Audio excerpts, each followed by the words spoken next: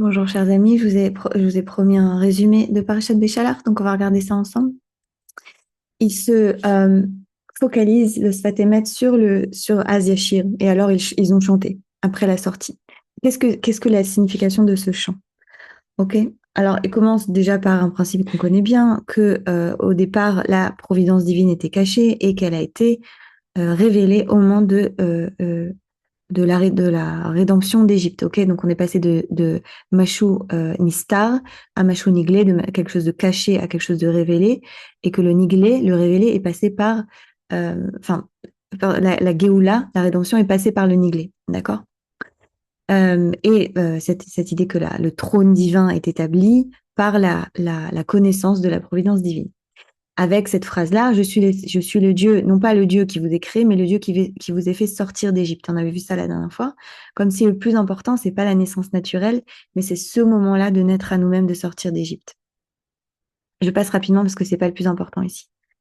À mon sens, le plus important, c'est ce chant et le sens de ce chant. D'accord?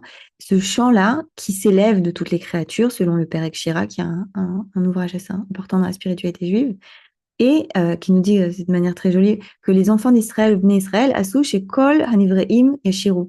Que quelque part, un des rôles ici de Bnei Israël, c'est de faire chanter toute la création, tout le monde, afin de trouver le point de vie de Dieu qui se renouvelle. Quelque part, mon chant personnel va permettre de renouveler le point de vie en tous. Et cela dépend, et c'est ça qui est important, euh, Taloui Bemaaseh Adam. Ok, donc il y a quelque chose ici qui dépend de nous. Si je veux que vous vous souveniez d'une chose pour cette paracha, en fait, l'enseignement, il est là. C'est qu'il y a dans la sortie d'Égypte un paradoxe, entre guillemets, une double action. C'est-à-dire que d'un côté, c'est Dieu qui fait le miracle et qui nous fait sortir avec son bras étendu et sa main puissante et son bras étendu. Et d'un autre côté, nous avons une action à faire. Et le Shira, même si c'est après, c'est un acte. C'est une action qui vient de l'homme. Et c'est là qu'il nous dit quelque chose de très important. Et que par ailleurs, cette action, elle va avoir un impact si elle se fait, attention, pas n'importe quelle action, l'action qui se fait dans la dvekut, d'accord? Bedvekut, dans l'attachement au divin, d'accord? Et alors, il y a quelque chose qui est clarifié, qui est mévorar ici, et c'est là qu'il y a le Esther qui est retiré, le voilement, et qu'il y a quelque chose qui est révélé. Si l'action de l'homme, elle est attachée au divin, d'accord?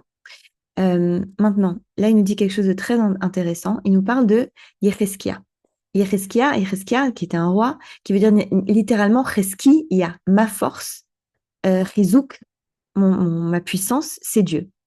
Et bien, il nous dit, parce que Yecheskia n'a pas dit le Shira, c'est pas la poésie ici, c'est le Shira, le chant, parce que Yecheskia n'a pas chanté, c'est pas lui qui est devenu le Messie. Qu'est-ce que ça veut dire?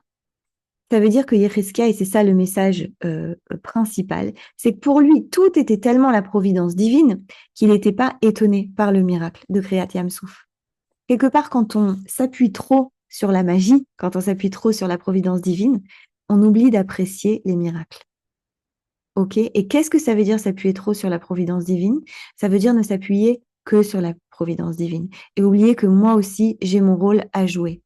Et j'arrête là de partager l'écran parce que c'est ça vraiment le message. Et il nous dit, en fait, Bnei Israël euh, ont joué leur rôle. Le Shira, c'est quelque chose qui vient d'eux et qui a réveillé quelque chose sur toutes les créatures. Nous avons un rôle à jouer et c'est notre responsabilité.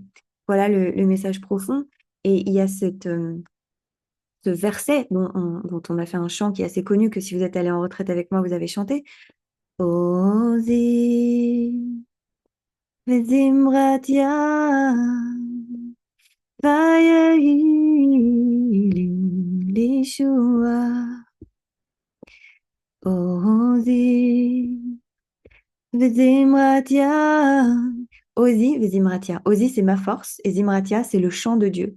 Donc, quelque part, c'est retourner la chose. Nous, dans le verset, on parle de la force de Dieu et de mon chant. Et ici, dans ce verset, on parle du chant de Dieu et de ma force.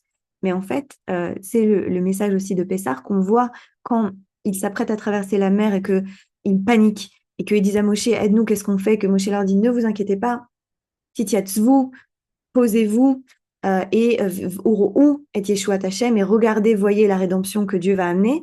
Et Dieu dit à Moshe, Matitzok, et pourquoi est-ce que tu cries vers moi? Dis-leur d'avancer. Voilà un message très important au moment de la sortie d'Égypte, c'est-à-dire qu'il ne suffit pas d'être passif, et d'attendre que Dieu fasse tout le travail. Nous avons nous avons nos pas à nous à poser. Nous avons notre démarche à faire. Euh, et, et le chant, c'est ça. C'est qu'est-ce que moi j'apporte? Qu'est-ce que moi je fais? Aller où ma propre force? Voilà. Je vous souhaite un beau Shabbat.